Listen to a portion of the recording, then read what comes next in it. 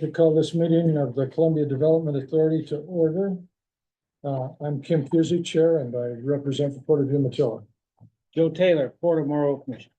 Jeff Reynolds, Morrow County Commissioner. Jay Tucker, Umatilla Indian Reservation. Paul Rath, CTUIR. Bob Blanc, alternate, CDA, Port of Umatilla. Dan Dorn, alternate for Umatilla County. Greg Smith, CDA. Emily Collins, CDA. Joel Peterson, alternate for Port of Morrow. Derek Carson, East Oregonian. Jerry Simpson, Port of Umatilla. Gentlemen, Mike. Mike Hughes, Port of Park. Randy Hughes, right. thank you. Welcome, everyone. And online we have Aaron. Can you hear us okay? I can hear you loud and clear. Thank you. Aaron, this is the correct link, right? This is the one for the board meeting that I started? Yes. Okay, just, you're the only one, so I got nervous. All right. We have on the agenda an opportunity for the public to make comments, 3 minutes per speaker, if you wouldn't mind. And I'm looking for hands in the room. And Aaron, I'm looking to you if you have a comment. CDA, I was a member of at-large public on the budget committee. I just want to point something out to help staff and each of you. And I know JD brought up about the budget, and know that you all are not required to follow Oregon budget law. However, just for clarification to help for understanding, the committee always approves, the governing body adopts. So you guys need to make that decision on, are you going to adopt or put it back to your members? But the committee always approves. They don't have final say. The governing body, which is you, and it's an adoption, not an approval, just for information according to the process. Thank you. Anybody else? I have something on the agenda. Okay. All right. Seeing no one wanting to make another public comment, Commissioner Taylor has a comment. Yes, I would like to add something to the agenda if we could. My apologies, I had the 27th of May on my mind and I didn't get this to Greg or Emily. I'd like a fiscal agent discussion to be today if the board so allows. And also discussion for possible contract for the CEO, like a contract position rather than an employee position. Okay, so 2 items. 2 items. Say them again. Fiscal agent discussion Yeah, and CEO contract discussion. okay. Greg, your Contract should be a different word than that, but All right. Director or CEO? It's the Yeah. executive director. Yeah, executive independent director. contractor. Yes, there you go, independent contractor discussion. I thought you might have something for that, so we can hit it if it's not covered us. Perfect. All right, thank you. Anybody else? We have to have a motion to put that on the agenda. I would move we add those 2 items to the agenda. Okay, Well, second. okay, moved and seconded. We had the 2 items that Commissioner Taylor has talked about. Any opposition to that? Hearing none, motion carries. Okay, Thank you. did we vote? I asked for opposition and it was Okay, none. gotcha. So that was it. You jumped there. All right. Consent agenda. One at a time or all at once? So I guess I'll pull out the April 22nd Thank you. minutes. So do you want to approve the others and then Oh, okay, so Yes, you sir. want that to be an exception, or do you want to talk about it first? however you'd like to do it, Mr. Chair? Let's talk about it first. Okay, in there, I found a few very minor typos, on page 1, it talks about personal, probably personnel. And I can give Emily the copy of what I got highlighted here. Okay, Page 13, it's kind of the same thing, it says personal, it could be personnel, I would assume. Page 17, it says. talked about. No, we have talked about in $500,000 deficit to Port Morrow for the current budget. It's probably supposed to be deficit. I hope so. I was angry that day. Spell check. That was on the Port of Morrow, did you say? But like I say, I can get copies of these, Stanley. So those are just minor typos. I Oh, found. that's great. Okay. I also have a quick one on the BEO, just curiosity more than anything. There's a check or a check. I didn't know that the CDA had a contract lobbyist. I was just curious, do you get a report from Rich or what bills he's working on, or do we Most see definitely. that? Yep, and if you'd like, we could have him come present. I didn't know if he just sent a printout that we could look at and see what bills he's tracking and that kind of stuff. The answer is yes to both. Okay. Yeah, yep. Okay. All right. Any other comments, clarification, questions, additions, amendments, edits on the rest of these items on the consent agenda? So I would move for approval of the consent agenda with the corrections to the April 22 minutes that I have Great. identified. Okay. Been moved I will second. and seconded that we approve the consent agenda with the comments, additions and corrections that have been delineated here. Those in favor indicate by saying aye. Aye. Any opposed? Consent agenda carried. Thank you. All right. Dr. Smith, I'm going to look to you for the informational report. Sure. Would you mind, Mr. Chair, if I blend A and B together, just in the interest? Not at all. Okay. So yes, let's start off with some good news. Interestingly, we received an inquiry from a film crew who's putting together a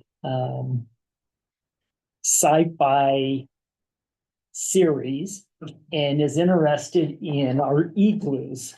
And they want to come on out, take a look and see if they may be a good fit for what they're trying to put together. So we've reached out to the Oregon film folks to figure out what a reasonable lease rate may look like, what a lease agreement may look like. I've never dealt with real estate leases as it relates to film crew opportunities. I spoke to Lisa here at the Port of Morrow. She had not had that experience either, so we'll see how that plays out, but they'll be out visiting with us here shortly. And who knows, CDA property may be in a move. So I do want to let you know, and I can share more in executive session if you'd like. We are starting to receive local business inquiries once again about opportunities to do economic development out on CDA properties. The message I'm sharing with them is we're in a hold pattern right now as Umatilla County and the CDA and the rest of our partners are working through what ownership of real estate may look like. And so I do know that interest is bubbling up. Want to give notice that we are ready and have been ready to pull the trigger on our ODOT road project. I have been tapping the brakes on this because I wanted to make sure that our budget was approved and that the board fully gave me direction in terms of how to proceed, knowing we have limited resources. And as it stands right now, we do not have a line of credit in place should there be any type of overages. And so one of the things, and you folks have already authorized me to press forward. You've already given me that authorization. I've been tapping the brakes. My intent is to proceed forward funding 80% development, holding 20% back as contingency. This would include the 7 million plus the 5. Then once that 80% is complete, then figure out what remaining project needs to be completed, where are we in that budget, and then proceeding forward. Is there any opposition to this? I'm very nervous that we're gonna proceed forward in this project. We're gonna uncover something that we didn't anticipate, and the expense is gonna be greater than 12 million. And I'm gonna have to come to you folks and navigate that situation. So you have given me authorization to proceed. I'm just looking for final counsel before I say go. Commissioner, Just real quick, so the 20% contingency, is that on top of the contingency built into the contract that I already? Yes, sir. So it's 35 contingency? Yeah, and I'm being ultra conservative. And let me share with you, Dan, where I'm going with this. I've worked on projects in the past where our engineers have said, this is what we anticipate it's gonna cost, but you really don't know until you unearth the ground. And so that contingency may be freed up sooner. But I want to hold back as much capital as possible, knowing I don't want to come to you folks saying I have a potential overage. Thanks. Is there, How would that work with, in regards to our budget that we're gonna talk about later on here? it'd be right in line with our budget. So we're talking next month to possibly, Yes, sir. give you the full green. Correct. Okay. Correct. And you're okay with that? Or were you looking for something? No, I'm very good with that. The board has already given me authorization to proceed forward. I just want to share with you my approach on this. If I had a line of credit backing up the Columbia Development Authority like we've had in the past, then I would not be as guarded. But with the situation we're in today, I cannot afford for us to assume any liability without knowing I have the ability to pay that. Right. Yeah. So my intent is, as Dan, you just pointed out, really to hold back almost 30%. See where we are, make sure that there's no significant issues under the sand. And then once we feel we have a higher level of confidence, then finish the project out. Greg, does this appropriation work on reimbursement? So we don't Yes, sir. get the money, so we submit invoices and get reimbursed. So there's two pieces of this. We have the 7 million, which is from HB 2017, which is a reimbursement-based Okay. grant, Connect Oregon grant. Then Umatilla Electric has received 5 million, but Umatilla Electric Cooperative wants assurance that they're not going to be asked to provide any overage coverage. And so that 5 million is a set amount that will be dollars we'll be seeking from Umatilla Electric. And is that available? If it's not available today, it will be in very short order. I'd have to check with Josh Burns, who's overseeing that. Okay, all right. My understanding is, though, they have the contractual language from the state of Oregon.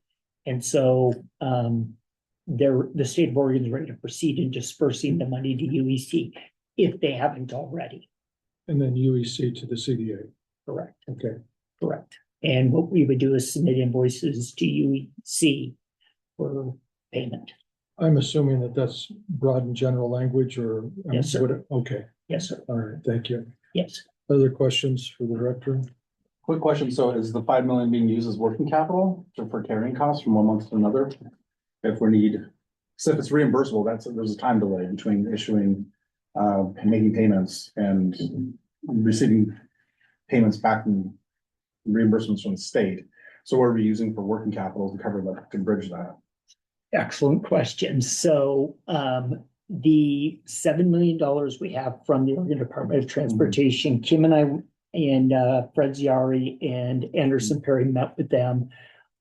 They provided us a high level of assurance that they can turn invoices within 30 days. All right. And then we're anticipating with UEC having the 5 million on hand. Well, that's what I mean. It's like we're using the 5 million working capital, Correct. and then once the 7 million is expended, we use the 5 million to. That is cover this. correct. Okay. That's exactly the order in which I anticipate that. Okay. Yeah, because the state is really good at sending us the checks right away. Mhm. They just only want to be invoiced once a month.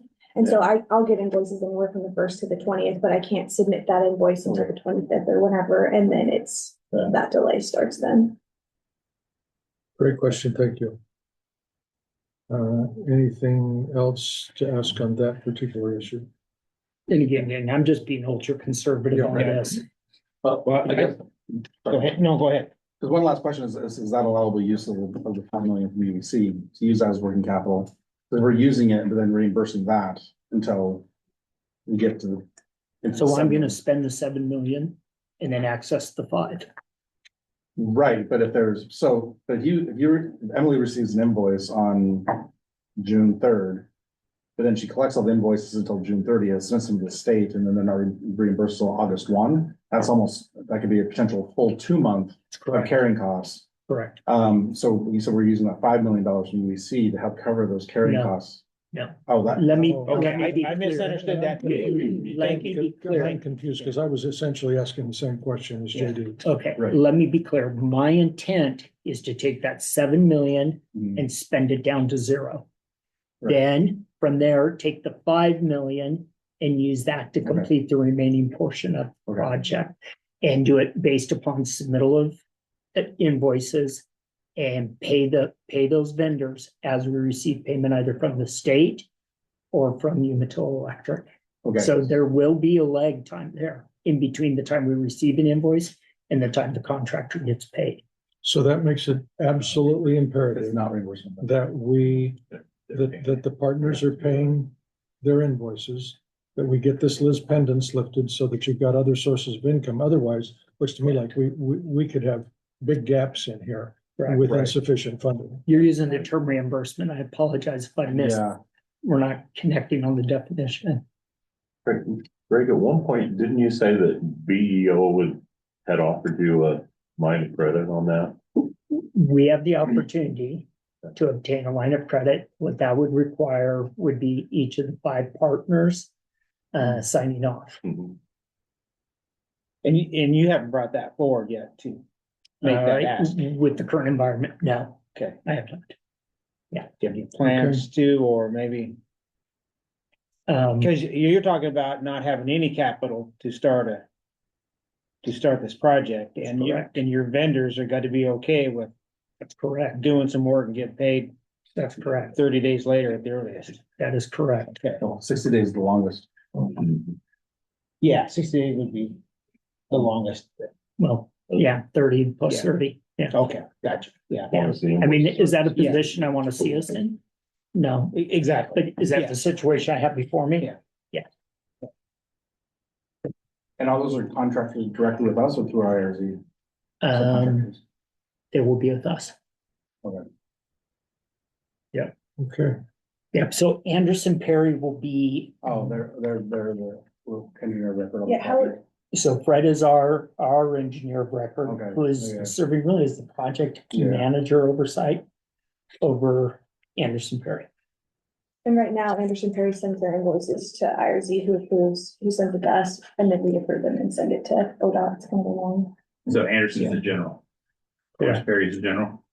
So all the other subs, Anderson Perry would pay, Oh, no. right? No? No. They are the engineer, project engineer, Oh, okay.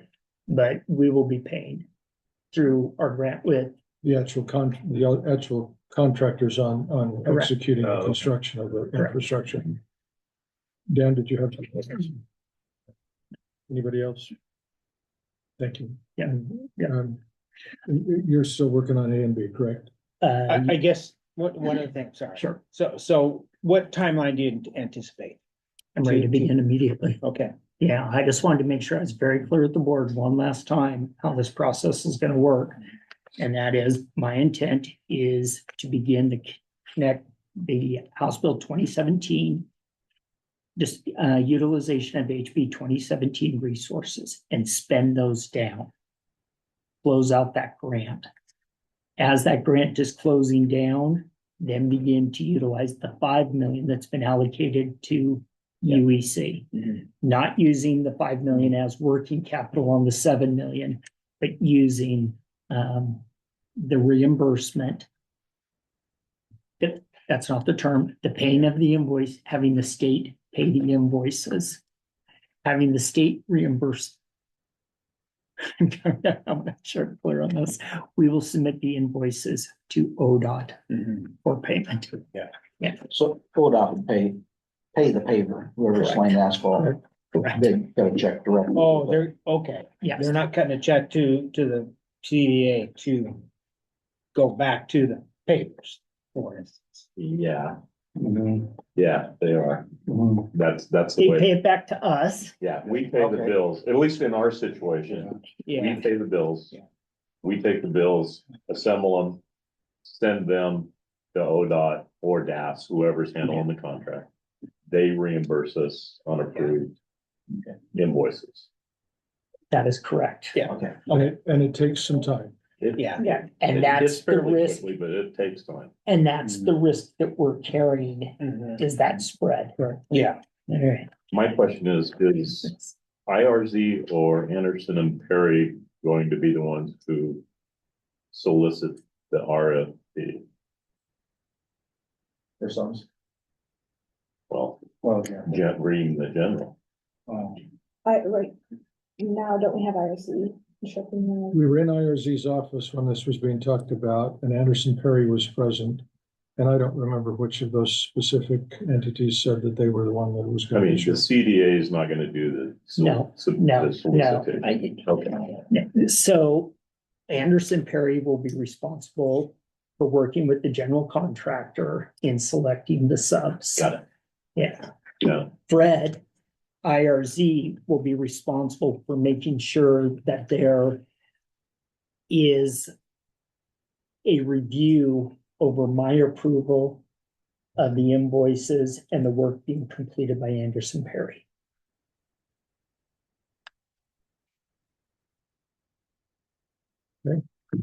All right, proceed. Good. thank you. And I apologize, I didn't make that as clear as I should have. As part of that, one of the things we're finalizing is having our legal counsel work with Umatilla Electric's legal counsel to make sure that we have a hold harmless and not to exceed agreement in place. Umatilla Electric is concerned about that, and rightfully so. So Is UEC's counsel internal, or do they have general counsel outside of their company? It's outside general counsel. Outside, okay.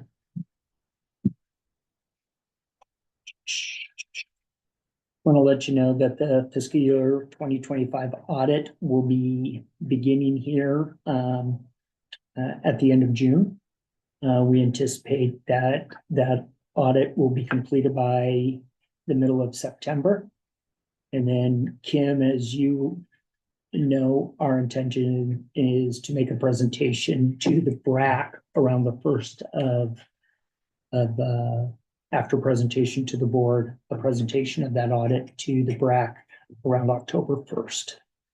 And for your information, we had a conversation this morning that addresses that subject.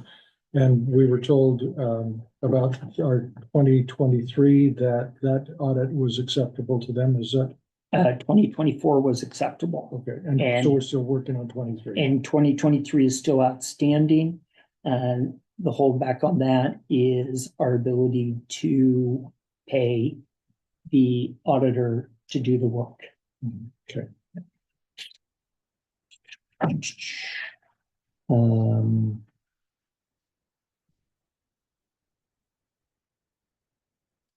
Want to let you know that we're proceeding with work to get the final additional monument markers in place for the property line adjustment for the transfer of the C2IR property. Working with Kenny Delano, who's a surveyor. That's going to be an additional $18,000 to get those additional monuments put in place.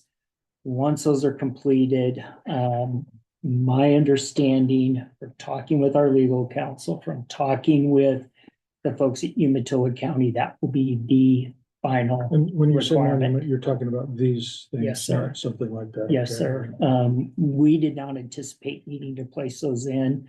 Umatilla County requested that we did. And so we wanted to make sure we fulfilled that Good, thank you. requirement. Was that in money for that in our budget No, set sir. aside? No, sir. Okay, No, sir. so without the money right there to pay it, or you've got some there now, were you gonna use the money you had from contributions to That's what I. move forward with that? That's- Okay, Yeah, it's moving forward and it's gonna get done. correct, Okay, good. correct, correct.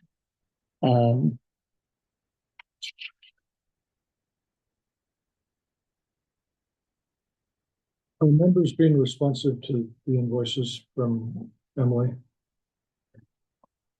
We've received payment from both ports. I think that's. But the invoices have been sent off, I guess. Okay, thank you. Mr. Chair, I didn't know if we're gonna go into executive session, but I did have some comments on that. So our accounting team's been working with Eileen as well. So there's just some challenges we had. So this is, so I have some notes here. So Jody in our office went through all this, and also again with Eileen said, just want to clarify something regarding the expense allocation between April 29th. From what I understand, the total net expenses from July 1, 24 to February 21, 2025 are $514,358.46. Of that, about 22% is being charged to the partner CDA members. Originally, our cost share region was 90% covered by the federal grant and 10% by partner CDA match. I know the percentage increased at one point because of federal grant cap on the executive director's compensation, but it was discussed in a previous meeting, the compensation issue was corrected and brought back into the cap. And the excess compensation was returned to CDA. Given the correction, I'm wondering why the CDA members are still being allocated more than the 10% match, and trying to get some clarification on that. And some of that was, so when we clarified that with Eileen, that was what Eileen told us, was this was because the salary discussions was the difference in the match requirements from last year. And so we showed that there's a discrepancy in what the invoice amount was versus our calculation of about $60,000, and then per partner about $12,000. And so- was Greg and Emily copied in that? Not necessarily. So I just had these I notes. did see some of it, yeah. Some of it, yeah. Yeah. And so so this is what Jody just sent me this morning, so that I can send this over. I just printed this off. I didn't know I was gonna be here, so I just printed this off and Perfect. and Yeah. bring it up. So And thank you for making the effort to be here. We appreciate yeah, it. so anyway, that's the only reason why we haven't finalized that last invoice, is because there's some discrepancy between what we calculated and what. And that's the the grant payment portion. Invoice? Yes. Okay, good. Yeah. So you guys are aware of that. All right, thank you. So how do you want to address that? Right, yeah. Should we like send an email to Emily? Those are all through Eileen. Eileen, Being CC'd on it is nice just so I can know what's happening, Okay. but, yeah, those are Eileen. okay, And I just want to reiterate a little bit what Jay's saying, to be clear. The issue was that the grant was a 90-10 match, right?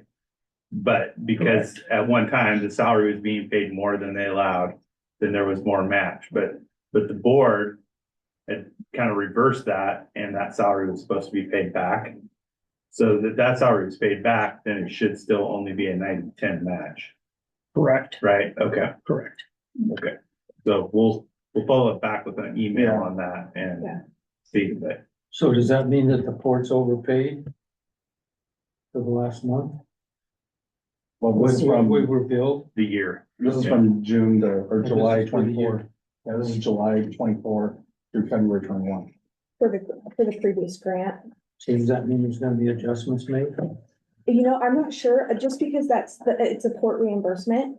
I just sent the invoice for what was shown, you guys were shown as owed, and so through further conversations with Eileen, I could square that out and figure out if they're. I mean, doesn't have to be some kind of an accounting for that? Well, there will be, they'll be reconciled. Yeah, we just need to sit down with Eileen. Yeah, cause I haven't had a chance, so I didn't know about this till right now.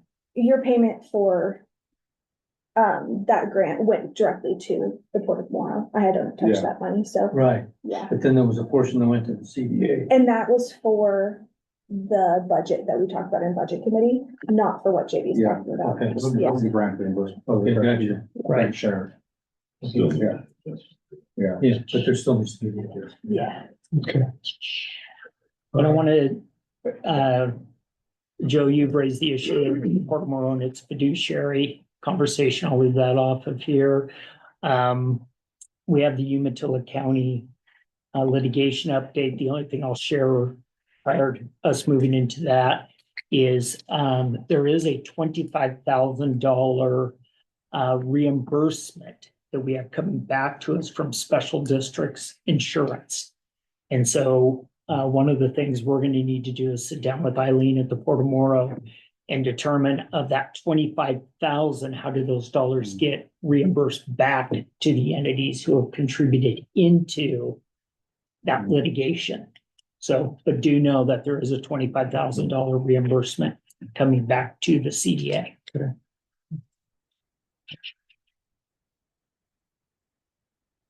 We do have the Army coming out to do a supplemental site investigation. We don't have a date yet on this. This really is not a significant issue. It's simply the Army coming out, taking a look at what we agreed to do versus what we have done.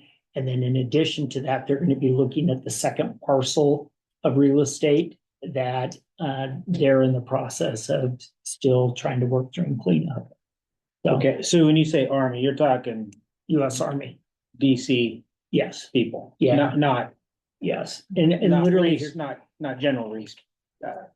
National Camp Guard. Umatilla. no, it's Yeah, not National Guard, it's okay. US Army. Here's typically what they do. They come on out, they say, okay, we want to make sure that these physical structures that we have on our list match up with what's physically out here. And so really what they're doing is an inventory of verifying what they have on record is what is out there. So Gotcha. it's simple as is Igloo 206 where Igloo 206 said it was supposed to be. And part of that is they're just trying to keep their records updated. And you'd be shocked how outdated their records are. Just real quick, if you don't mind. That's fine. So is that an annual event? No, So the next part of the question is that the time and the place to bring back up the contaminated soil that wasn't listed as contaminated until our discoveries? these aren't the people for that. But Right. should it be noted at that point if it's an inventory issue? We will, but that's, let me be clear on what they're doing. They're coming out there and literally looking at physical structures. It doesn't hurt for us to raise the issue. Kind of a way. Where the water recharge Oh, was gonna be. Or might be, or whatever. What kind of contamination are you talking about, Dan? Can you talk about that? Just the contamination that OWRD Is that addressed. the plume you're talking Yeah, about? the original plume. Well, is it nerve agent or is it? I don't know the chemical makeup of it, Kim. I Okay. don't. And that's in the aquifer, not on the soil.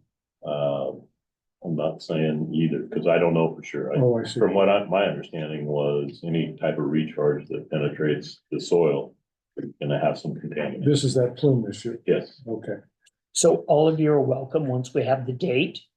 You're more than welcome. We'll make sure you're invited. I would just share with you, this literally is them coming out and saying, okay, the Oregon Trail.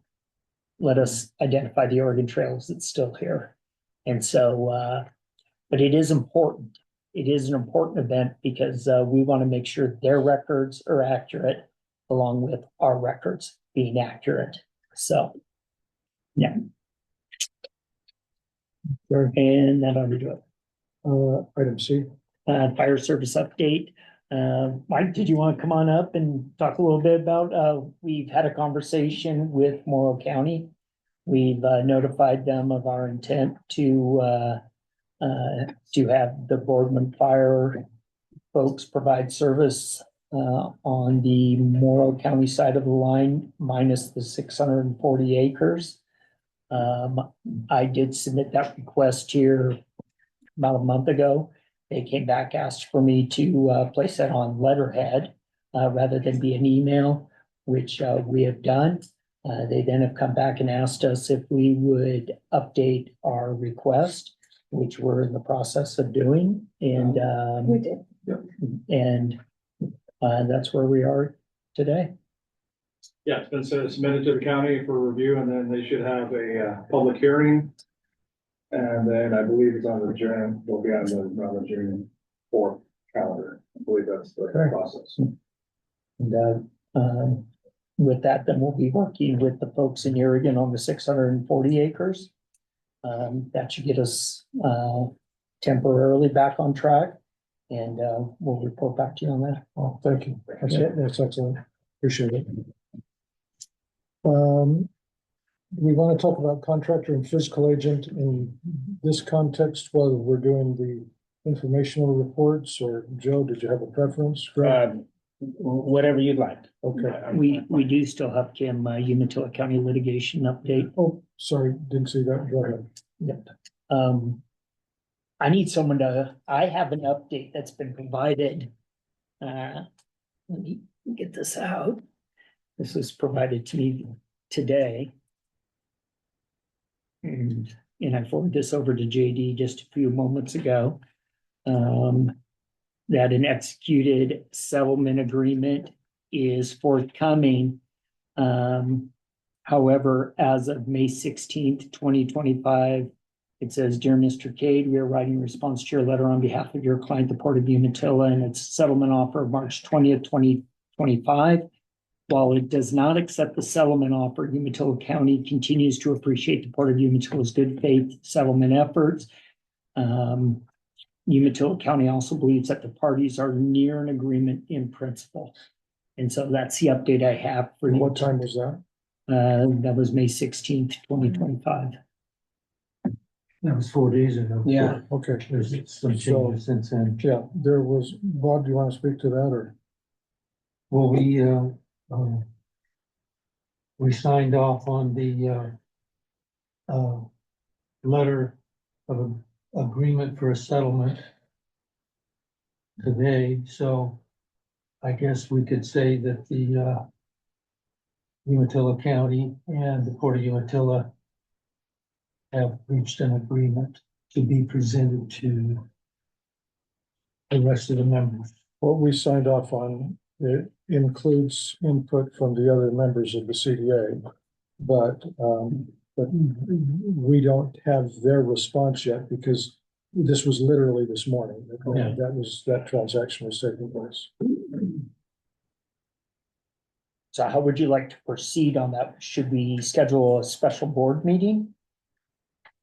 I think that this is all transpiring through the attorneys rather than Yeah. an open meeting, so. I think the next step is that the Umatilla County and the Port of Umatilla will put out a joint statement. Okay. And then I think after that, then this information will go to the respective attorneys of the three other entities, Confederated Tribes, the Port of Morrow County, and Morrow County. And then after they've signed off on it, then the CDA will have to approve the final agreement. And then it'll come back to the board. It'll come to this board, so the 5 board members will have a chance to review it and to, And it has to be, yes, okay, it has to be approved by the CDA board. most definitely. Most definitely. But each of the parties are being contacted through their legal counsel to see if we can't get to enough of a consensus to bring that back to a public hearing. Perfect. Good. That's excellent, because that really is a significant milestone. It allows us to get back It onto, does.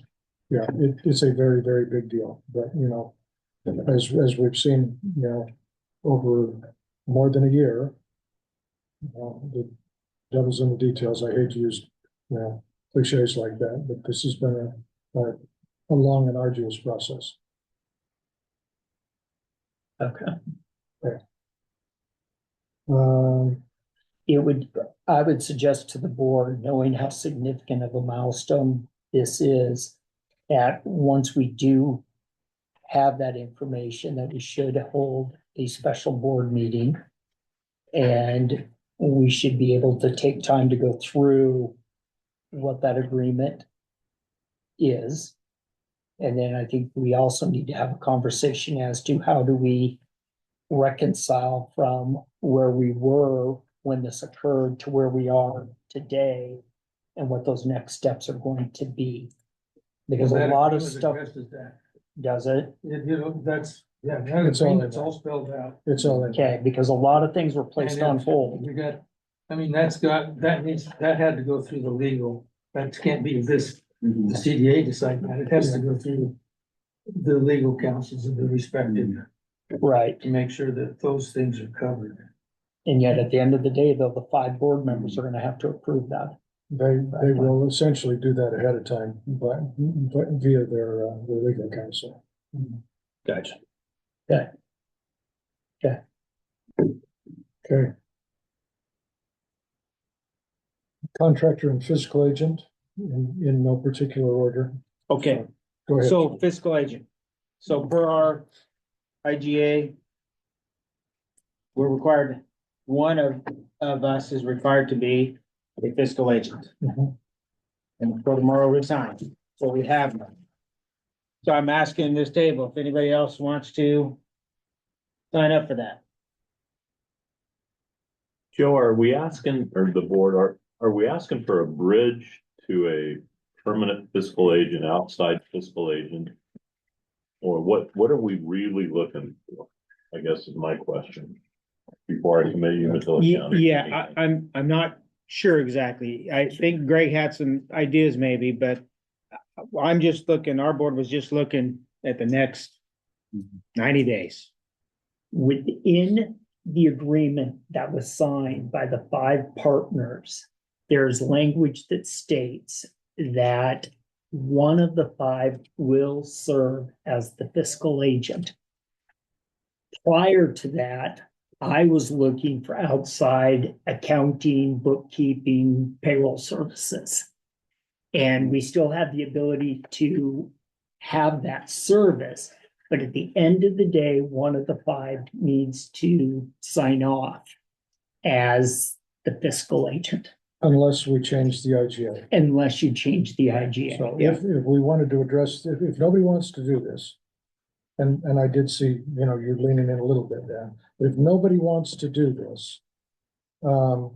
We could change the IGA and we could have a contractor and the CDA could work with a contractor. And just as another note, roadblock we ran into with hiring employees is in order to hire employees, you have to have an EIN number, and that has to be based off of a social security number. So somebody would have to have their social security number associated with the Columbia Development Authority in order to have employees. Unless you're a municipality or a correct. government agency. Yes. Correct. So there are several ways of going about doing this, which I think leads into the second thing you brought up, and that's whether or not we have a contractor rather than an employee. Yes, okay. So to the fiscal agent, our board, the Port of Morrow has agreed to serve as fiscal agent up until August 1. We've agreed that, yeah, we can carry this ball a little bit more down the road. Maybe something will change, you know, shake loose, what have you. Whatever term you want to use. But that was the extent that we were willing to do for the time being. You know, with employees, I don't know all the rules. I know it gets sticky with employees and how things work out. So, we'd like to work our way ourselves out of that, but we are willing to do that for another up until August So Joe, currently Greg and Emily are Port of Morrow employees. Is that the way that it's worked? Yes, Okay. yeah. I wouldn't call it that myself, but yes, But yeah, in the legal for world, tax yeah. report- Tax Yeah. reporting, so, Yeah. I mean, I really think you gotta figure out what you want out of your fiscal agent, right? Mhm. Is it, you're gonna maybe get some grants down the road. Is it? The payroll is a big deal. Mhm. I mean, when it comes to IRS, state reporting and all that, as these guys, basically become employees of whichever entity they do. Yeah, I think you're gonna need to lay all that information out there. So these guys can go back and talk to their, finance people and figure that out. I could say from the tribe perspective, I don't think it's a fit at all. I mean, I just think Mhm. it's there's too much state stuff mixed in with that, even though I've heard many times, like, you don't have to follow the state rules, but I think you're gonna wanna mirror them, Yeah. and that's not us at all. Yeah. So, And why the Yeah. Board of Utility taps the brakes is because we have a bookkeeper. We don't have an HR department or something like that, so. yeah, So this is reinventing the wheel. And Yeah, I'm not with saying respect- yes or no, but I think it's worth a conversation with Joe's team.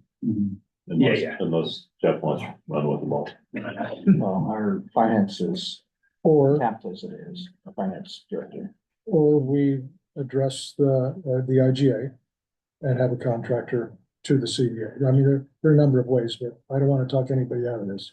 I don't disagree, but I can't, I'm not gonna make any commitment here. Yeah. As John's not, but first of all, I wanna say thank you to the Port of Morrow. Yes, And I exactly. think that's huge. Yeah. I think It's that's been huge. huge. Thanks, Joe, and Yeah. and the whole Yeah. team. Yeah. I think that eventually the CDA should have its own fiscal responsible point at person. There's no doubt about that. But in the meantime, I think it's worth a conversation. I mean, you're buying us 4 months of not having to look at a independent contractor. Right. And giving us the ability to skip over the top of that. And there's probably no reason that Umatilla County and Port of Morrow can't have a discussion. Right. Where it goes, I don't know, but it's worth a discussion. Because you're talking to Eileen, that's a lot of brains in the room, so, and she's awesome. Yeah, yeah, she Eileen sure has done is. a really, really great job. If an independent accounting firm of some kind was contracted to do this, and what would the requirements be different for them to take on that responsibility than they would be, for example, the county or a government I wouldn't. No, entity? I wouldn't. it's a relatively nominal assignment. Okay. It really is. but it's still the fiscal agent thing. Like, That's you can correct. go and hire an accounting firm, that's easy, but then what EIN number are these guys getting paid under as employees? If you get a grant, like, where's that grant going to? Who's responsible for the grant? Yeah, That's what your it's that fiscal- liability that. Yeah, we carry fiscal, Yes. I mean, Okay. everything from our Well, there homeless is some- camp to, I mean, we carry a lot of fiscal contracts. Yeah. That we don't manage, we just handle. Yeah, The flow through is amazing. Okay, so we've got till the 1st of August to Yeah. internally, have these conversations and see, what we're willing and able to do. Continue the conversation among ourselves.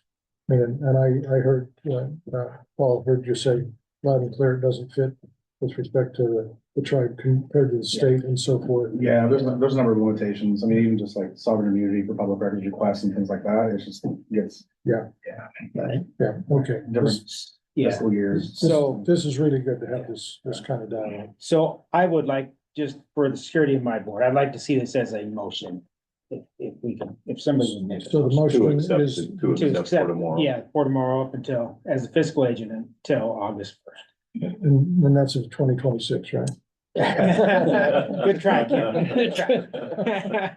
So I do want to point out, gang, and this is again, part of the challenge that we're navigating, and this may be something more for executive session. But we do have an employee who is expecting a child on the 7th of July. 7th of So I July. would need to maintain my employment. Hopefully by the poor tomorrow, so I still get status of, you know, what I mean, the medical leave until September.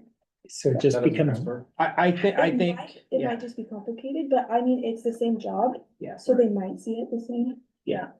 I think they do. Yeah, I think there's a way to handle that. Yeah. it just adds to But we the just complexity. wanna look at it again come August. Let's, you know, or Right. really end of July, let's look at it again and see where we're at, you know, maybe something else has happened, so. Yes. That's what I'd like to see. The one other thing I'd point out is based upon the agreement reached between Umatilla County and the port and the agreement of the CDA, the role of the fiscal agent can be significantly different than what is being asked of today. If that agreement spells out the disbursement of real estate to different parties, then the role of the CDA is going to be extraordinarily different than what you see today. Yeah, and also, And that's important for everyone to understand. and that goes on with the reimbursements back into the development of That the is correct. properties for 7 more years. And we're not even sure, you know, when the clock started or does start ticking again. And we just had that conversation this morning with the folks in DC. And so that'll be part of the equation that we need to consider. All right. So Jeff, you wanna make that motion, don't you? Sure, I'll make the motion that, accept the port's offer of being continue to be the fiscal agent until August 1st of 2025. I'll say, Did I hear a second? I think, Yeah, thanks. Moved and seconded that the port continue in its role as the fiscal agent. Those in favor indicate by saying aye. Aye. Any opposed? Motion carries. Okay, Thank you, very good, Judge. thank you. All right. And thank you again to the port. Most definitely, thank you. Yeah, thank you. Yeah.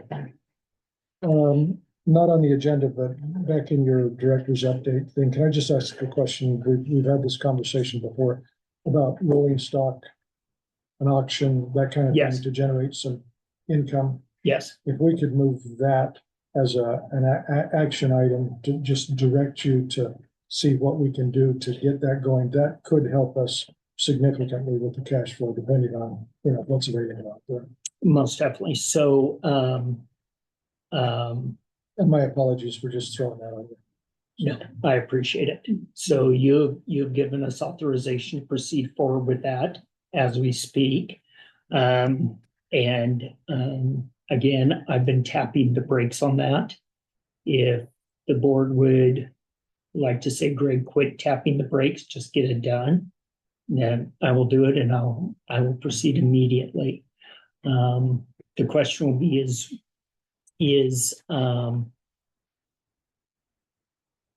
how you'd like to see those proceeds dispersed. And you just need to give me direction. Does anybody have any, when you said the word dispersed, that's the first time I've. Well, let About me that. step back. You're kind of hitting me cold on this, Kim. Okay, yeah.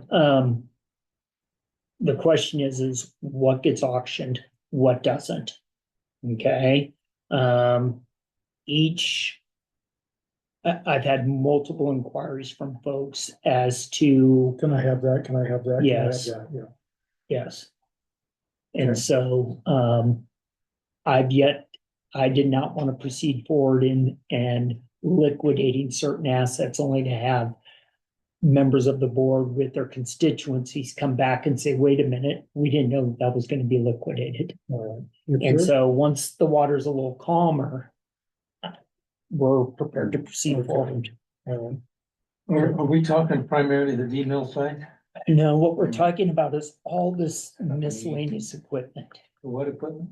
desks, and Just filing cabinets. and- furniture, rolling stock, tools. You know, there was a machine shop or something like But is that. most of that property on the D mill side? No, it's scattered throughout. Oh, there's some igloos full of different ones, like little forklift things. Let me just, and again, the past is the past, but one of the concepts originally considered was, asking if any of the local governments would like to come out and have access to any of this, desks, furnitures, that type of stuff. And them and the special districts have first shot at it. That was number one. Then number two was to see if any non-religious based nonprofits had any interest in this stuff. Let them come out and go through it and take it. Then after that, liquidate the rest. Now, with that said, the rolling stock that we have out there, we have a complete inventory of everything. The rolling stock that's out there for the most part is worthless now. It has sat out in the sun for 10+ years, hasn't been maintained. But there may be somebody out there who wants it for something. There are 2 generators out there, of which the Port of Morrow has expressed interest in one of those generators. And if I recall, did the county express interest in one of those generators? No, the city of Hermiston asked. City of Hermiston. City of Hermiston asked, but they've gone ahead with it. It was an emergency generator for the regional water system, but they've gone ahead. Okay. They don't need that anymore. Okay. Um, And then on top of that, the Hermiston School District has expressed interest in much of the mechanical repair equipment. They want to put together a regional CTE program out what there, are those initials for? career technical education. Some of the equipment out there would be ideal for the Hermiston School District in collaboration with these other school districts to put together one heck of a program where juniors and seniors could, they're talking about build small homes on site and bring the youth in there to learn that skill set. Okay. Hence why I've been tapping the brakes, because these are conversations that are out there. And I wanted to make sure we had additional I clarification. just wanted to give a little bit of air to it so that we can be Yes. thinking about other sources of income. Yeah. I actually know somebody who'd like a tank if there's one out there. I know. Where are you gonna park it, Ken? I don't want the tank. I'm just saying. I know At your somebody- house. Have a Joe's place. You can park it at my place, absolutely. No. I mean, if the direction is don't worry about the local municipalities, don't worry about the special districts, just proceed. I have no problem doing that. I just don't want us to regret that decision again, once the water settles and you folks. I think involving the local everything just is a pretty positive Mhm. move, PR move. Big time. Moving forward. If there's a half track, I can see a county commissioner, driving that through the parade, so. I had one for a while. Not a half track. I don't have any problem with doing it the way you described to do it. It's just more time and effort. And That's what I see. Yeah, Yeah, yeah. if you send out an email that says to each one of those, whoever's on that group list of yours, and say, Yeah, 2 days. I need, yeah, you have 2 weeks to respond. After that, we'll amalgamate the answers and we'll move forward. So it's a regional, yard sale. Yeah, what I would recommend is something similar, saying on this date through this date, we will be out here. If you would like to come out with your truck and make an offer. And Awesome. That's what I'm saying, is as long as it's public and goes out to a lot of people, you cover a lot of bases. Sounds good. Okay. Thank you. I'm sorry for springing that on you, but I knew you'd have it right on the top of your head. That's good. Okay, so is the final direction to proceed with that? sure. I think you should, yeah. Should we make a motion? I think you already did. I already have it. Yeah. Okay. I have it. I have the Okay. direction. Okay. Again, I've just been tapping the brakes. Okay, thank you. Okay. All right. we finished with informational reports. How about 5 informational reports with possible work session? Got a budget committee update? You want to go with that or? Yes, how do we want to proceed on that, I can do a Mr.? quick report. Yeah. Thank you, Paul. So, at 1 o'clock today, we had a budget committee meeting. At the budget committee meeting, there's some adds and minuses on there, but at the end, there was a motion to approve the 2025-26 budget. And it has total resources of $5,019,521, with expenses equaling $5,019,521. And so the motion was made and the budget was approved by the budget committee to move forward and provide this budget to the CDA board.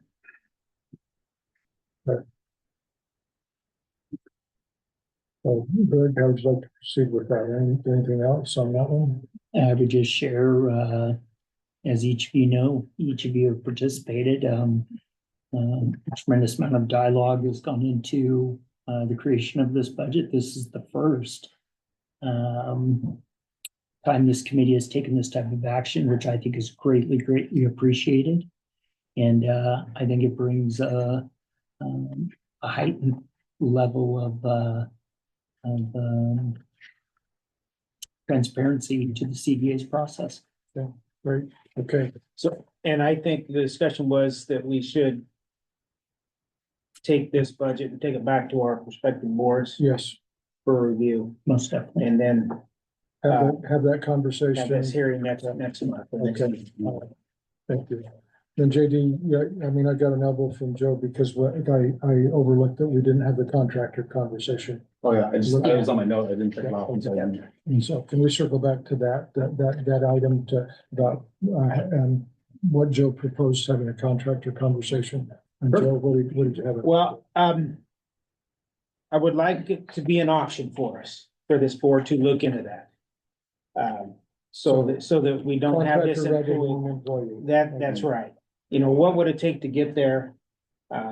Is that us telling Greg, he'll go look into this, or is that us making a committee to, So see how if- that might work. So if we amend the IGA and have a conversation about having a contractor, that might be a viable path going forward, something like that. yes, Okay, yeah.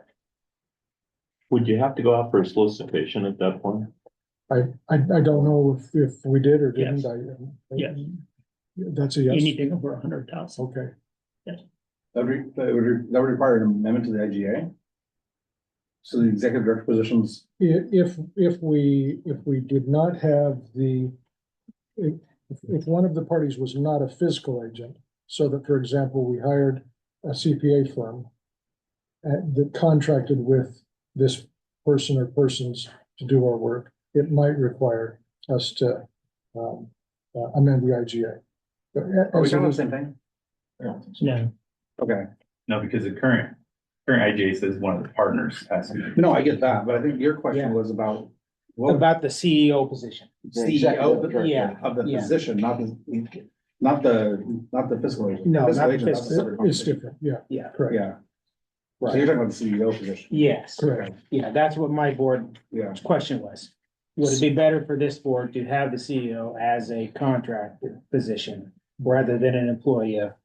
so when I originally, just as a little bit of background, at the time, this was the board, it was, Dave Tubby, Bill Elfring, Gary Neal, Kim Pusey, and Leanne Ray were the 5 board members. At the time that we were considering my employment, it was under an independent contract. The US Army said, no, we want it to be an employee. And part of that, and this is going back in, so hang with me, I'm trying to do it from memory. Part of that was because of Pentagon and military clearance reasons. And so I remember Gary giving me a call saying, we want to hire you, but we need to do it under an employee. And at the time, I was like, okay, what does that mean? And then that's when he walked through me what that would look like.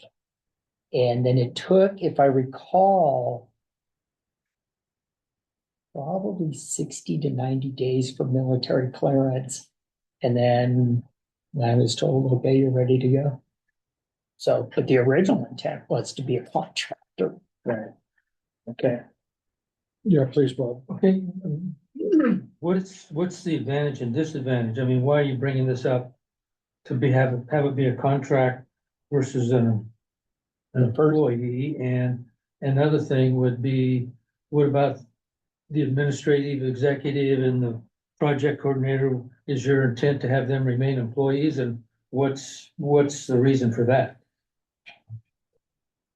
No, I wouldn't have them remain employees. That would be a function of the contractor. So you're proposing, or you're suggesting to look into all employees becoming contract Yeah, workers, yes. Yes, and the reason is? Well, there's multiple. Yeah, you don't have this employee. You know, Well, one is they're in now, liability. one gets laid off or fired or whatever, and then you got all this liability to the port. I don't know if liability is the right word, It but, is. you know, we have all these benefits that the port is paying to these two employees. And just this situation, you know, things are changing and it is just an easier, more cleaner way of looking at it. If Greg's an independent contractor, he goes by his own insurance and he provides everything he needs. And we pay him to take care of that stuff. We need to hire so I some think support staff. That's right. If he needs somebody extra, that's on him to take care of. I think back to Dan, is we would decide to go out for an RFP and someone would say, you know, this will be 1 person, 2 person, 3 person shop. This is how much money, this is what I'd be willing to do, et cetera, et cetera, et cetera. And then we agreed to do it through a contract basis. Then all of that would just be, are you abiding by the contract? I definitely think it's worth a discussion for sure. Yeah. I think we're gonna have to define that position long before we Yeah, get into that. Exactly. place. Yeah, we're in just the bringing middle it of up. Transitioning into Yeah. a whole different mode. So the definition of that contract person is gonna be much, much different. Right. Big time. Yeah. So yes, my board wanted to just bring it up for discussion. Let's try to continue it on the next meetings and look into it. needs to be more extensive than get her done. Right, Dan? Absolutely. I think you just have to develop the scope of what you want your contract to be. Yeah, it has to And, be. and once you get the settlement all done, then you're gonna know what the scope of what the CDA has to accomplish. Yeah. And what the scope of the CDA has to accomplish is what the scope of your contractor will be. Yeah, And then you can put that in an RFP and go out. with it. 100%. I agree. You're gonna need scope, critical path. You're gonna need all of that and a timeline. Yeah. And is this contractor will finish these goals when it goes back out, or is it finish the contract? Yeah. I agree with you. One of the things that would be helpful is to have legal counsel come in and spell out the roles and responsibilities of an independent contractor. Because when you have an independent contractor, you can control what the goals and objectives are, but you do not necessarily control the means in which it gets completed. And so that'll be an area where you folks will have to really determine if And that's that's a fine line because this is still a policy board, so. right, And so it definitely will set that policy. right. So, okay, thank you all. No, that's a good discussion. I am looking at CDA policies and procedures, item 5B. And we've got several items there.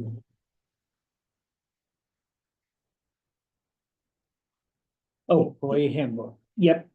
So one of the things that Elizabeth wanted us to do, and this may be a mute conversation, but one of the first things that you folks need to consider is the construction and or perhaps the adoption of an employee handbook. Now, should you go out if you choose to go a different approach, this would be a mute point. But this is at the advice of Elizabeth. So what I've done is provided you with a copy of an employee handbook that was provided by Special Districts Association of Oregon.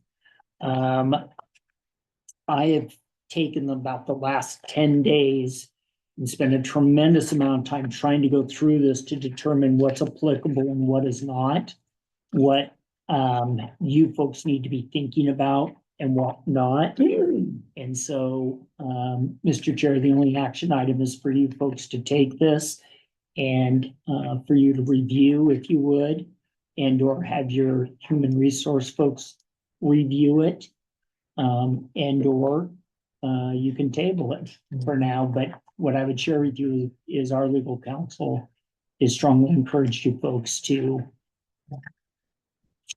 begin proceeding in this manner. Mr. Chair, so I did do a review on it. I got about 2.5 pages of notes on it. I guess, how do you want those? Because I can put them right onto the PDF on the drive, but I don't know how public that is, or if that's more of internal discussion, or whether or not we just provide comments and send them amongst ourselves during board meetings, or how do we want to kind of take them? Comments? Because I think this is, I agree with JD. We need a point of contact on this because we still have employees. Right. And the sooner we get this adopted, Right. the better position we're gonna be in, even in a transition. Right. Yes. I think working with Greg and Elizabeth is probably the best because she went out to a firm to put this together for us, and we can give her input and she can respond and so forth. Is that Most definitely. okay? So you want to go to Greg and Greg?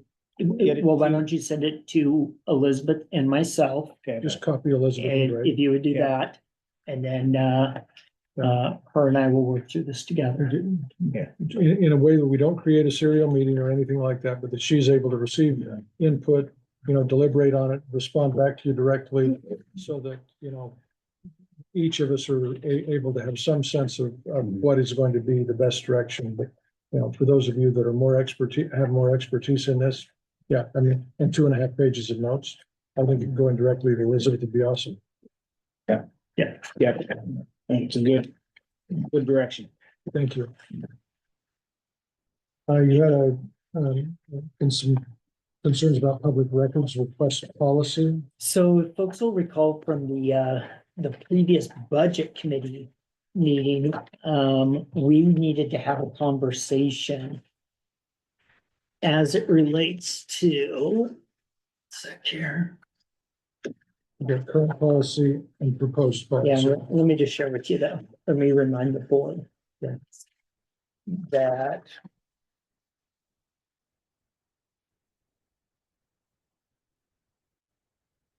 during the last year, we spent approximately $97,241 on legal services for public records requests.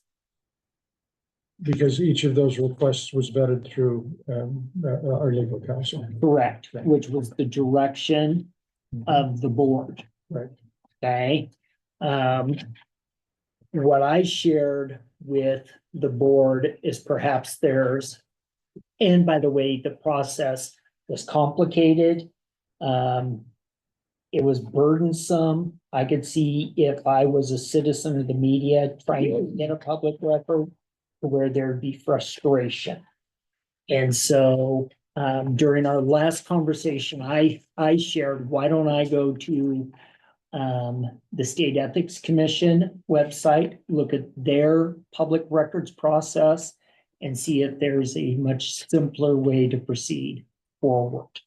The process we currently have before us is one that was created by Schwabe, and it's 4 pages long. You can see what's entailed there. I went to the state ethics. So it was designed in a way that you could generate $97,000 a year. He didn't say that. I did not say that. If you go to the state ethics commission, they have a very simple process. And if you look at the sample that I've provided you, really what we need to know is who is the person making the inquiry?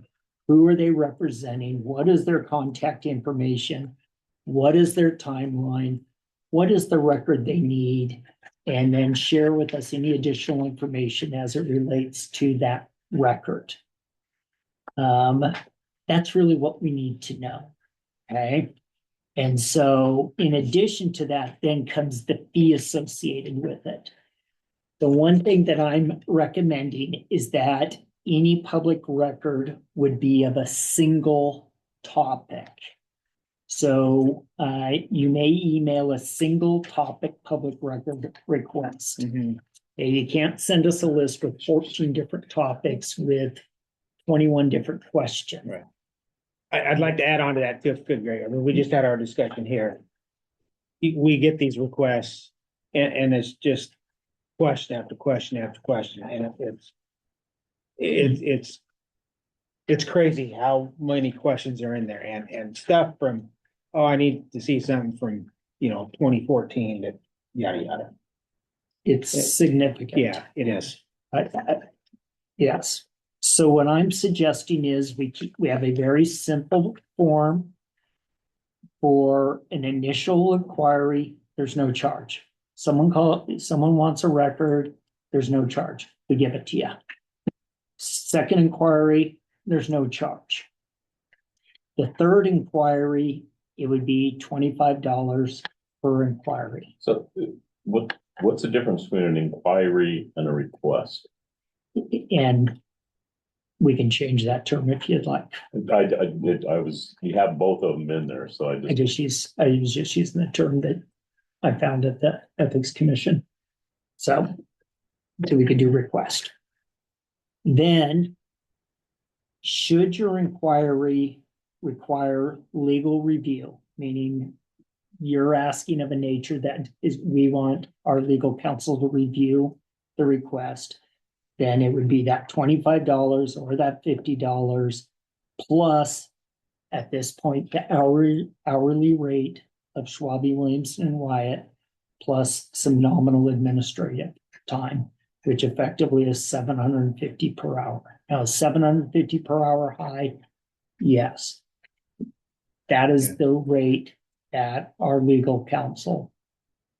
So that allows us to reimburse ourselves for the 97,000, close to that. It allows, If all of that 97,000 was a third request issue, we're getting reimbursed quite a bit then. correct, Okay. for the expense that we have incurred. And so the question you have to ask yourself is, do we want to continue to subsidize our legal review of these? Or do we not? I'm indifferent.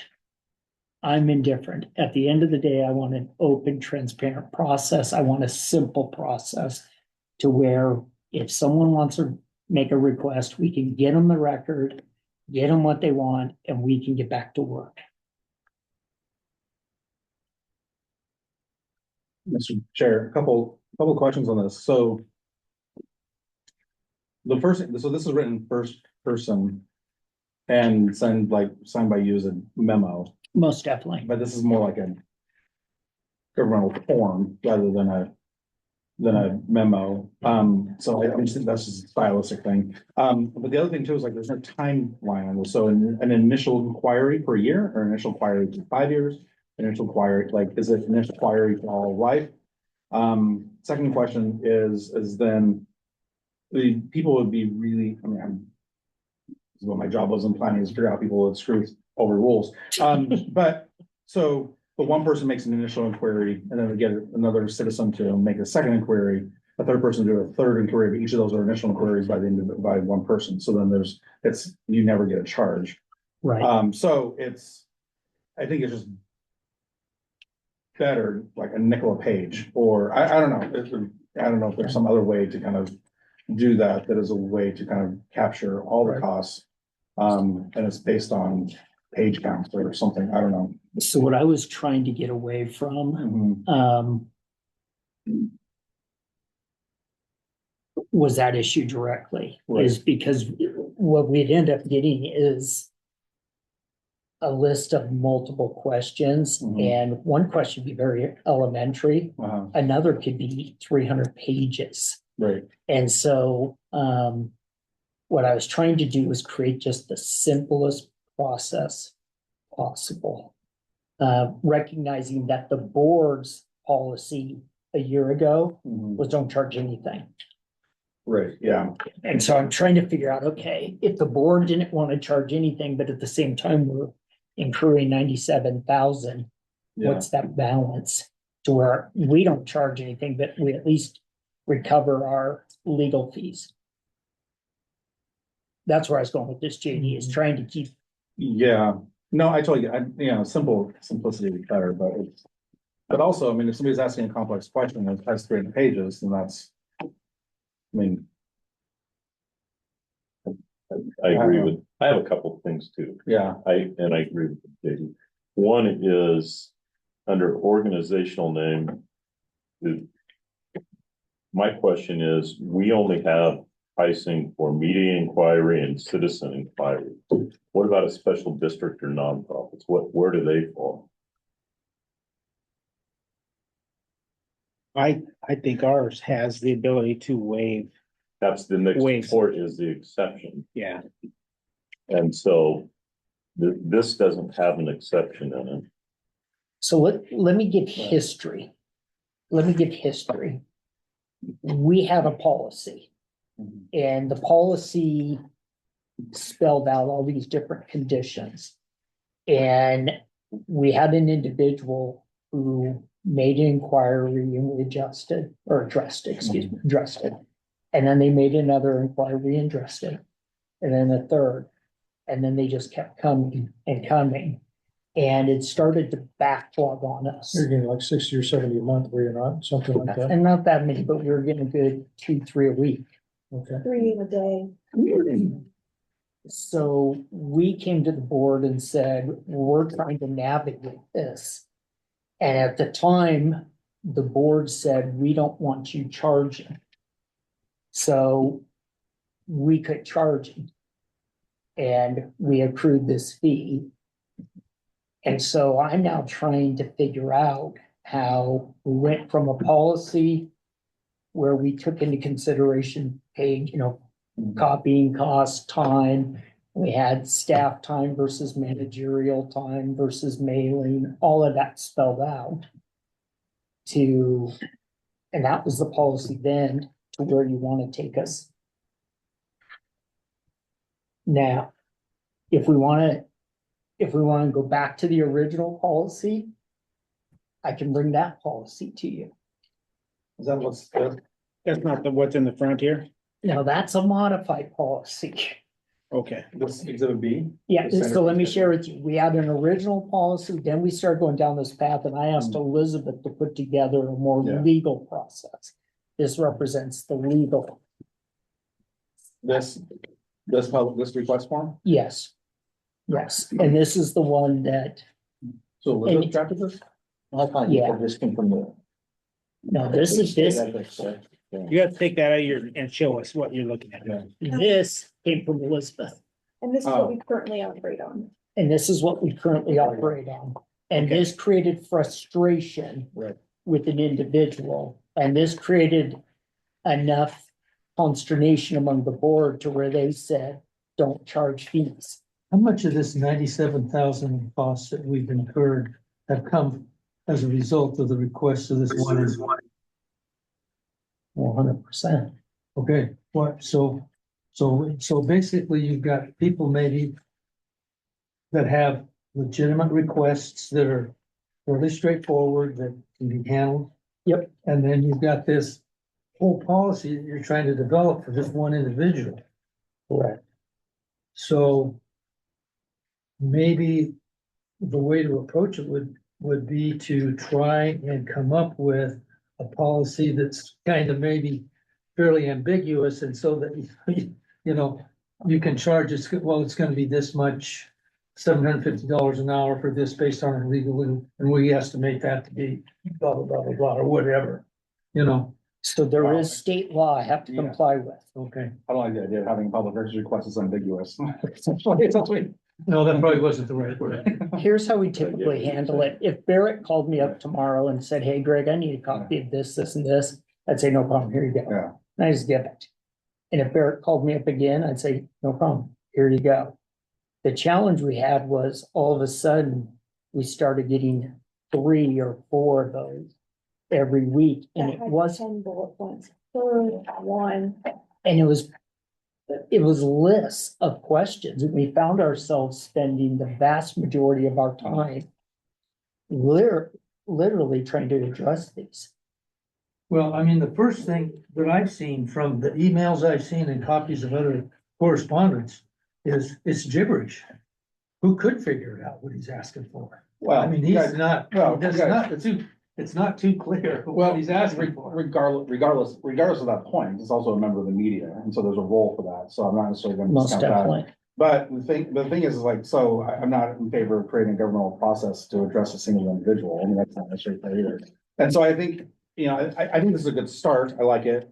A couple things on there that I would do is, because the organizational name, there's a couple things. One, there's no signature on this. There's also needs like, who are you representing? Not necessarily an organizational name, but who are you actually representing? And then the signature attests that that is all true, true and accurate. And then I would say another thing too, is this really should be a governmental form or some kind of form, because right now it's written as a memo in the back end of it. And written first person, and really should just be it should just be a governmental form. Chat GPT can have. I know, yeah. But there's just some procedural stuff. Right. In this that, and otherwise, I think it's fine. I do think that there's ways that people could gain on the initial, second, third query and stuff like that, I think, Most definitely. but eventually just run into a wall of convenience on that anyway, so, And JD, where our format came from, I Yeah. spent a bunch of time looking at different state agencies. Some of them had it, the director doing it, yeah, you know, writing a letter dear to, Yeah. others didn't. I did this simply to take yeah. that burden off of you folks, but I hear you loud and clear, I hear you. Yeah, I mean, because this could be part of the response letter to on the inquiry, but the actual request on it should just be a governmental form, If we want to be procedural form. very transparent, what you could say in each of our meetings is we received, since last we met, a public records request from individual entity or whatever. And based on the extent of that, this cost us X number of dollars because we had to bring in legal counsel on it. And just make it a public statement, Mhm. part of our meeting. And eventually, someone is saying, you know what, I think I'm gonna at least refine my request or limit my request because I don't want the public to know how much I'm costing this entity for these inquiries. It's a legitimate request, but if it costs a certain amount of money, well, then the public needs to know that too. So you're saying keeping it, not charging it, but report what the cost is? No, if we stay with the policy where we go through the legal counsel, so that eventually throughout the year that we accrued this $97,000 bill, on a monthly basis, we said, this month we got 3 requests from so-and-so and 1 from so-and-so, and, you know, they represent this entity, this is a nonprofit and so forth. Just have it be part of the report. Well, this month we received 17 requests, and the extent of the research that was required to be able to respond to the request through our legal counsel cost us $8,800. Just make that a public statement. And in an open meeting, it's no fanfare or anything. It's just letting the public know that there's enough interest in this by this particular individual or entity that it cost us this much money. But we would still charge for that. Yes. Yeah, Yeah, okay. we charge for it, and we would pay the legal counsel to do the Yeah. work, to respond very appropriately. But rather than just having a line item on a budget that said, you know, it cost us $97,000 last year, you just let people know, this is how much it cost us this week. I think the biggest concern staff has is trying to have public records requests be refined to where they're addressable. Mhm. I think Emily's trying to share, and I share her concern, and I know Debbie really shared the concern, was multiple topics within one request. And it became really challenging for a 2.5 member staff to try and address multiple different topics with different components. Put that request in our packet, so all of us can see, and it's open to the public, that we received 17 requests, one of which had 10 bullet points, and that was the second or third in a single day. You just say what day it was and what the request was, and we referred this to our legal counsel to be able to respond appropriately, and that cost us $2,800 for that day. They spent 4 hours responding to this request, perfectly legitimate request, but it cost the public $2,800 to respond to that request. But aren't you just, I mean, didn't we just talk about having one item per request? Isn't that gonna eliminate that multiple? I'm just saying that there are other ways of addressing this. If we're talking about having a new policy, the policy might be that, yeah, we'll respond, but we're going to announce in a public meeting, you know, how much it cost and how many requests there were, and the name of the entity. So again, I just wanted scenario. One is, so if it's at the beginning of your, this is 1 year, so the very beginning of the year, January, somebody sends an initial inquiry with 17 requests that cost $22,000 to review on. They do a second inquiry that requires another $20,000 requests, but then they never do another third, fourth one. So there's no under this structure, there's no recouping of those costs. I see what you're saying. And my intent on that was that, and I hear you loud and clear. What my intent was those inquiries, and I see what you're saying, Yeah. Judy. Because the other thing too is I would say that might be I don't know if there's any kind of state law around that, but there's a little more time limit on this. So is it per year, per 6 months, Right. per month, per 5 years? At what time does that reset? If it resets at all, or if it doesn't reset, then we probably need to be clear that it does not reset. And then, yeah, so I just want to make sure that we have a way to recoup that, but even, and I don't disagree with the option of having like a single statement, like some kind of statement. And I know like when we have to do investigations, internal investigations, we do a statement and then like 5 keywords, 5 or 6 keywords, those 5, and you get a limit of 5 keywords, and then that's the limit that you get for that request. And then if you want to do another one, it's a separate request. So I just think there's ways to make sure we're kind of controlling that, and making, so we're not getting these, you know, January 1st requests for 17 items.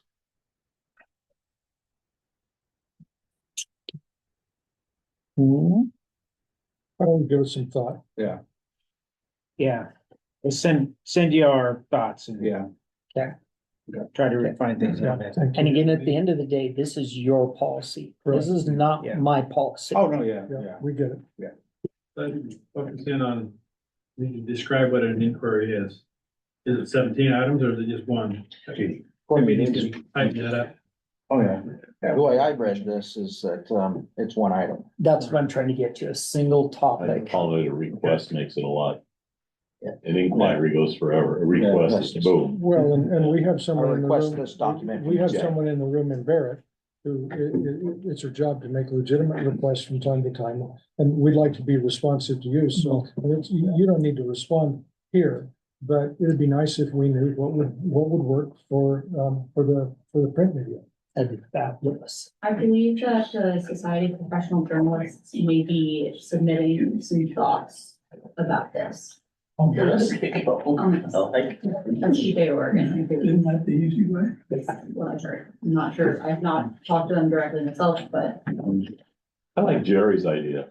Just Just send them the bill, just send them to the lawyer and let them pay the lawyer. Say, here you go, if you want this answer, contact them, they'll take care of you, but you will get the bill.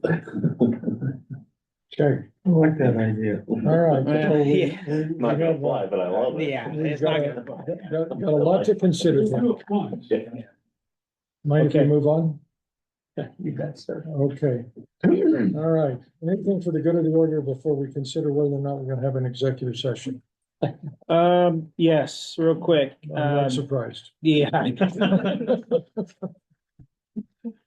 When you go, On our special meetings, I don't know if you do the doodle polls and stuff, those work pretty well.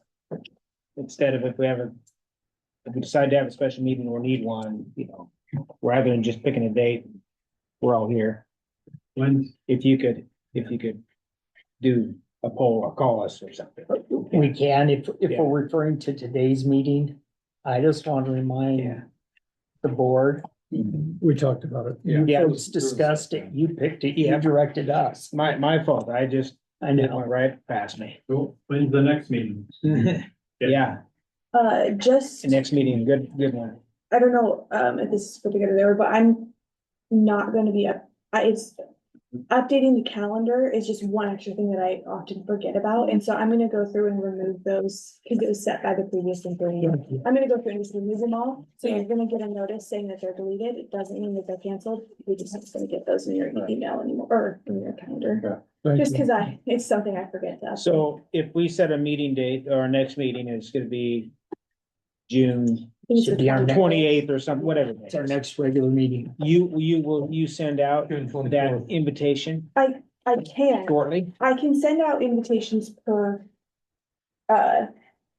meeting as they come up, that way it's less confusing, but I'm gonna delete that running calendar.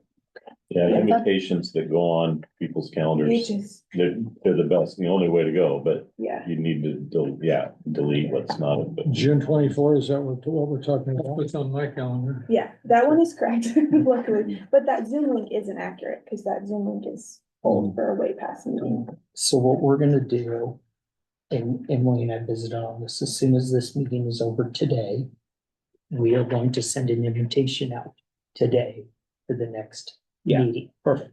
That's what I was hoping for. Got it. Sounds good. Okay, Okay. thank you. That's perfect. But don't Calendar panic, invitation. yeah, don't panic if you see a bunch of Calendar deletes, invitation. Okay, yeah, Right. Yeah, gotcha.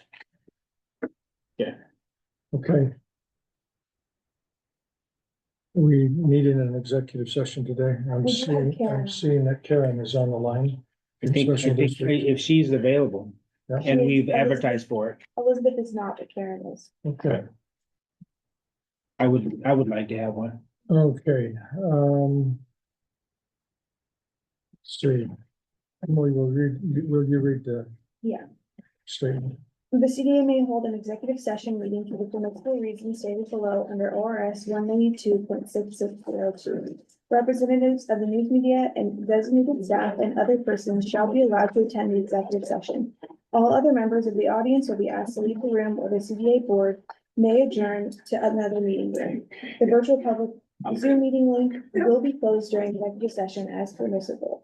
Executive session meetings are not subject to HB 2560. Representatives of the news media are specifically directed not to report on any of the deliberations during the executive session, except to state the general subject of the session as previously announced. No decisions will be made in this executive session. At the end of the executive session, we will return to open session and welcome the audience back into the room in person and open the public virtual Zoom meeting link again. Not a problem. For the purpose of consultation with counsel concerning legal rights and duties of a public body with regard to the current litigation or litigation likely to be filed, ORS 192.6602H. Thank you.